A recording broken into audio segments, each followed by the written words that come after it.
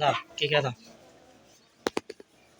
Free fire खेलने में इतना लगना और यहाँ कोई खेलना है। हाँ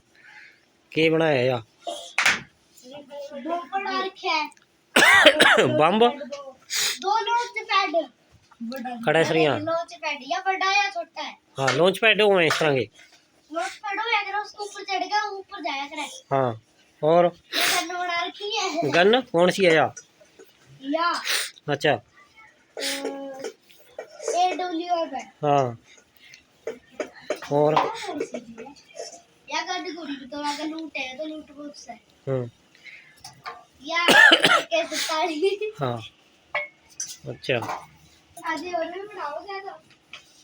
ये दो आधी जोड़ के बढ़ाओगे पिस्टल अच्छा ले भाई फ्री फायर खेल और कि मेरा चम आ गया हिंदू का सवाल वाले आपके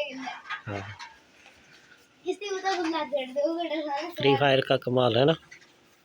काम का देखिए कितना आया करे हाँ मारने वाले को पकड़ने वाले बैटरी की दूर से खेलना यल्ला फिर शांति वाला लगाना है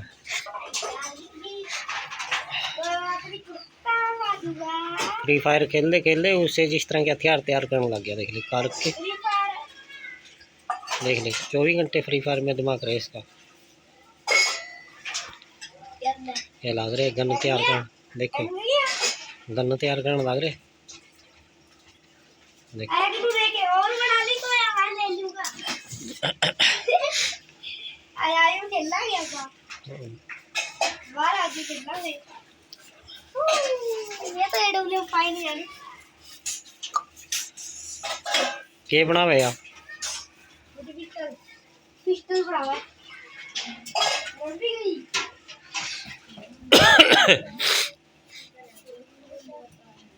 ये हो रहा है मेरा